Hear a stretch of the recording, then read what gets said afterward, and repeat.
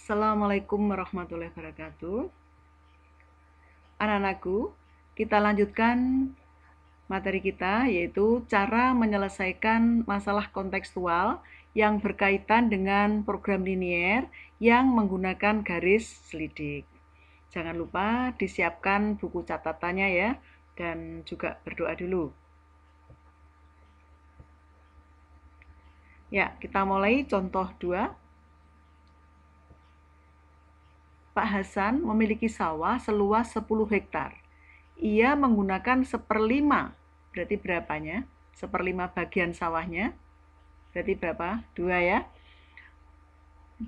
1/5 bagian sawahnya untuk pembibitan padi dan sisanya berarti 8 untuk menanam tomat dan cabai. Ya, saya ulangi. Pak Hasan menggunakan 1/5 bagian sawahnya untuk pembibitan padi dan sisanya digunakan untuk menanam tomat dan cabai. Berapa tomat, berapa cabai kita tidak tahu. Ia memperkirakan dari setiap hektar lahan tanaman tomat dapat dipanen 3 ton tomat. Sedangkan dari setiap hektar lahan tanaman cabai dapat dipanen 2 ton cabai. Pak Hasan ingin mendapatkan hasil minimum panen sebesar 20 ton. Ya. Perhatikan sini tadi, jadi di sini ada sawah luasnya 10 hektar. Yang 1/5 berarti yang 2 itu untuk padi. Nah, yang sisanya berarti yang 8 itu untuk tomat dan cabai. Kemudian ini untuk tanaman tomat dapat dipanen 3 ton tomat dan untuk cabai 2 ton cabai. Kemudian ia mendapatkan hasil minimum panen tomat dan cabai itu 20 ton. Bisa dipahami ya? Dan yang ditanyakan, dalam sebulan biaya pembelian pupuk untuk 1 hektar lahan tanaman tomat membutuhkan biaya Rp2.100.000 dan untuk 1 hektar lahan tanaman cabai membutuhkan biaya Rp2.800.000. Biaya minimum yang harus dikeluarkan Pak Hasan untuk membeli pupuk dalam sebulan itu berapa? Ya. Coba kita selesaikan. Ya, kita bantu pakai tabel dulu. Luas lahan, ini untuk tomat kita tidak tahu, cabai nggak tahu, tapi keseluruhannya tersedia 8. Karena yang 2 tadi untuk padi. Dari 10 itu yang 2 untuk padi, yang 8 untuk tomat dan cabai. Kemudian hasil panen untuk tomat itu 3, untuk cabai itu 2. Dan Pak Hasan menginginkan keseluruhannya itu 20 ton. Dan untuk biaya pemupukan, untuk tomat 2.100.000, untuk cabai 2.800.000. Nah, dari tabel ini kita buat model matematikanya. Kita misalkan X itu luas tanah yang ditanami tomat, Y itu luas tanah yang ditanami cabai. Kita buat fungsi kendalanya ya, karena model matematika itu ada fungsi kendala dan fungsi objektif. Ini sekarang fungsi kendalanya dulu. Nah, ini fungsi yang ada tanda pertidaksamaannya atau fungsi batas. X plus Y kurang dari sama dengan 8. Tadi untuk tomat dan cabai. Kemudian 3X plus 2Y lebih dari 20 ton tadi. Kemudian X itu harus lebih dari 0, lebih dari sama dengan 0. Y-nya juga harus lebih dari sama dengan 0. Karena membahas luas jumlah, nggak ada yang negatif. Berikutnya fungsi objektifnya.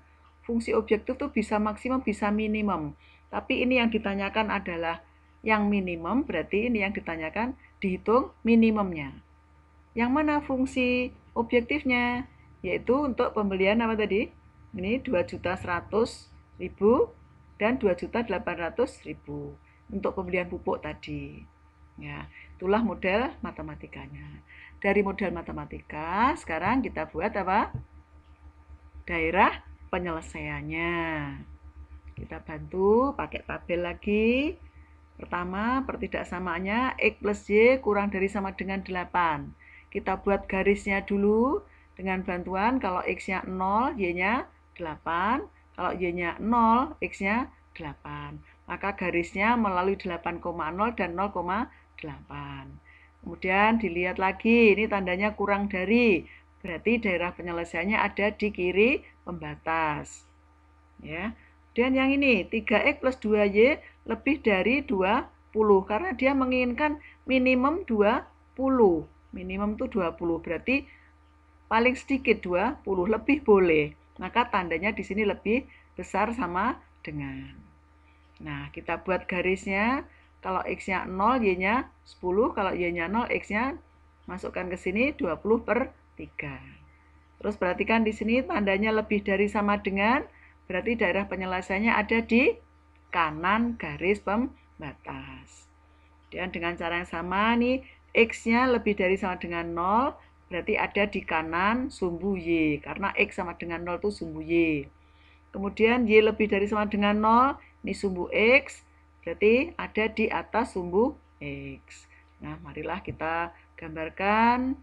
Nah, ini daerah penyelesaiannya. Tadi ini di sebelah kirinya garis, ini di sebelah kanannya garis, terus ini di atasnya. Ya, karena di atas sumbu X. Ini daerah penyelesaiannya.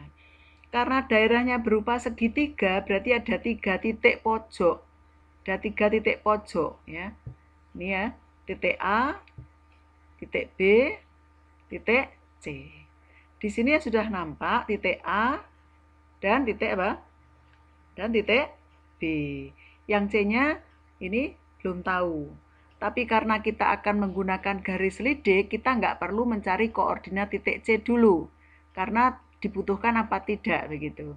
Jadi langsung kita cari garis lidiknya dulu. Kita buat garis lidiknya dulu. Apa itu garis lidik? Ya. Garis lidik itu adalah garis dari fungsi objektif. Tadi fungsi objektifnya yang dihitung minimumnya tadi adalah fungsinya fxy sama dengan 2.100.000 X plus 2.800.000 Y. Ini untuk pembelian pupuk tadi. Ya, ini fungsi objektifnya. Berarti kita akan menggambar garis itu. Kita sederhanakan bilangannya menjadi dibagi 7 semua, berarti dibagi 700.000 ya. Jadi 3X plus 4Y. Nah, kita buat 3 kali 4 sama dengan 12. Berarti persamaan garis lidiknya adalah 3X plus 4Y sama dengan 12.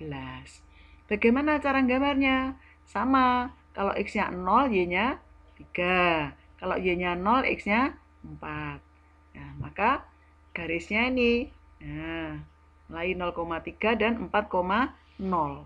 Garis yang biru ini, garis lidiknya. Ya. Nih. Lalu, garis lidik ini kita geser.